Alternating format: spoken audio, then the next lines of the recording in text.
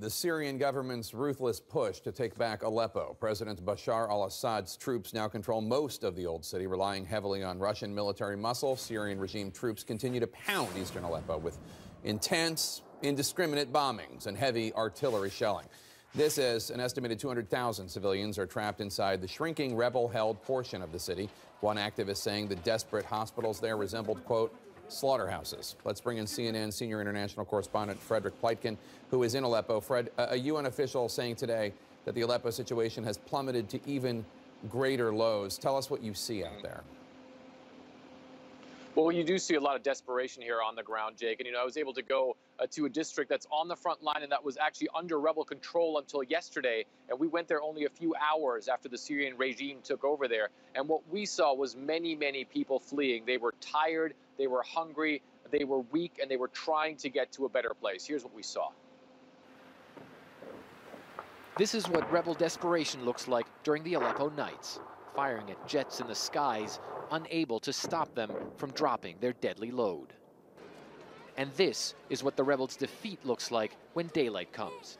Thousands of civilians fleeing the old town of Aleppo only hours after government forces took most of it back. Among them, Najua with her 7 children, one of them her baby Bilal.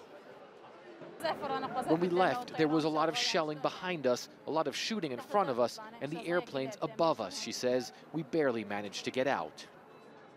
Most seem weak and malnourished, some resting, finally in safety in this former school. The smallest, a baby girl, Ghazal, is only 7 days old, born right as the battles were at their worst. It's really remarkable, some of the scenes that we're witnessing here. Hundreds of people have already come across the border, crossing between eastern and western Aleppo, and many of them are taking shelter in buildings like this one, carrying only the very few possessions they could take as they fled. Soldiers take us to the places they recaptured from opposition forces only hours before. We see Syrian troops evacuating weak and elderly, and rebel barricades showing just how intense the fighting was. Just look at all the destruction here. We're actually in the old town of Aleppo right now, and this entire area until a few days ago was right on the front line.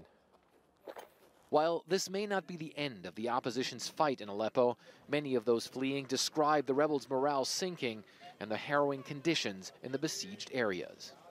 We didn't have food and barely any bread, this man says. We were 8 people. They would only give us 2 loaves of bread every 2 days. That was it for all of us. While much of eastern Aleppo has been reduced to rubble, the one thing expanding was the cemeteries.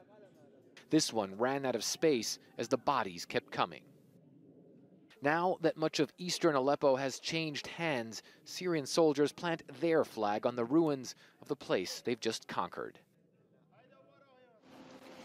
And then, of course, Jake, you do have those efforts by the international community, especially the U.S., trying to get some sort of ceasefire going, a humanitarian ceasefire for those eastern districts of Aleppo, but it really doesn't look like that's something that's currently in the cards. The Syrian government has told us that they are giving the rebels 2 choices: either lay down their arms and leave eastern Aleppo or continue to face the current onslaught. Really unclear how much longer the rebels are going to be able to hold out, Jake. All right, Fred Pleitgen, thank you so much.